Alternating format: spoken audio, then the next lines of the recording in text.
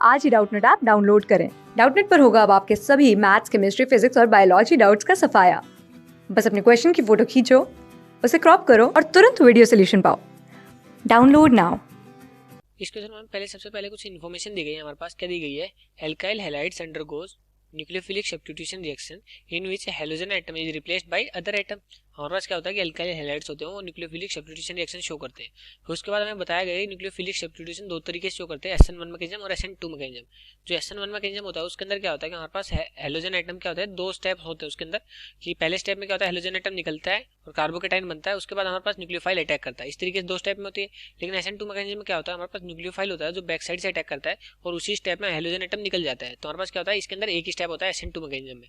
फिर उसके बाद हमारे पास बोल रहा है कि due to their tendency to undergo nucleophilic substitution reaction a large number of nucleophiles attack and therefore a large number of products can be formed. हमारे पास एक वैरायटी ऑफ प्रोडक्ट्स बना लेते हैं हम एल्काइल हैलाइड से रिएक्ट करा के, ठीक है।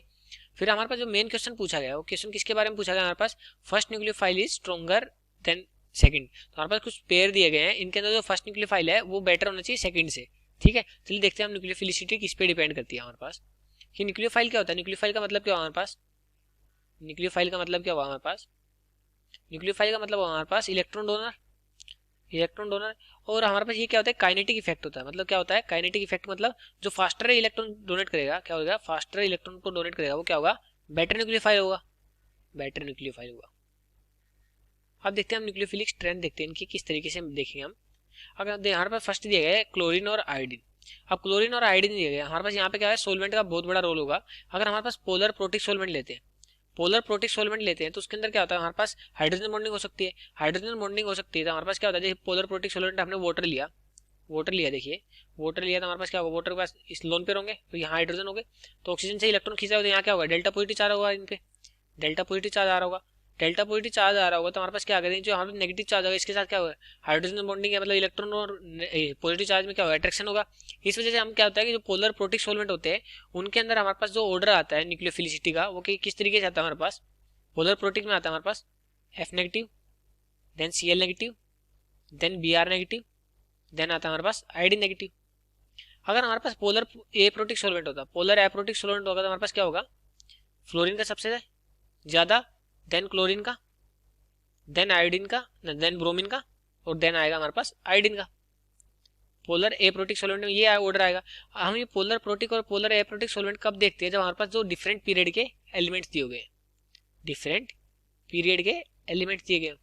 तो हमारे पास जो फर्स्ट ऑप्शन था उसके अंदर क्या पूछ रहा था हमारे पास कि कौन सा न्यूक्लियोफाइल बेटर है, मतलब फर्स्ट न्यूक्लियोफाइल बेटर होना चाहिए सेकंड से, तो हमारे पास ऑप्शन करेक्ट हो जाएगा।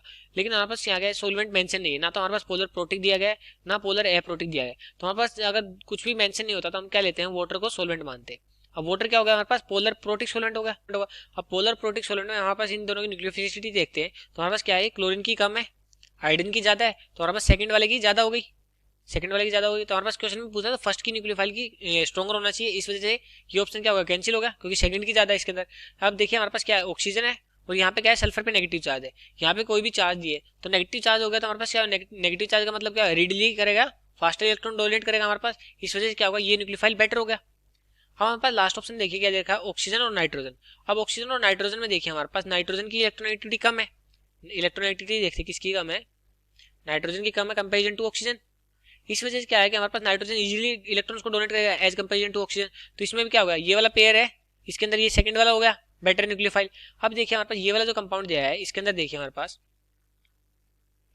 चार्ज तो हमारे पास सेम है इन दोनों के बीच में, देखिए CH3 CH2 और इधर तरीके क्या जुड़ा है, CH3 CH2, ठीक है। और यहाँ पे दूसरा क्या दिया गया हमारे पास, नाइट्रोजन, उसके साथ तीन ग्रुप जुड़े हैं CH2 CH2 और ये क्या है, दो ही ग्रुप है ना हमारे पास, देखिए किस तरीके से ग्रुप जुड़ा है, दूसरे अंदर तीन ग्रुप जुड़े हैं CH3 CH2 के, थाली ग्रुप तीन जुड़े हुए इसके ऊपर, CH3 CH2 CH3, इधर क्या जुड़ा है CH2 CH3।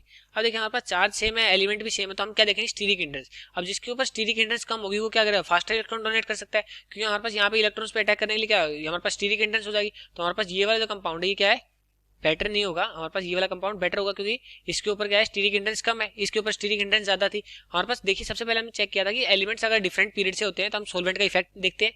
पोलर प्रोटिक है या पोलर एप्रोटिक है।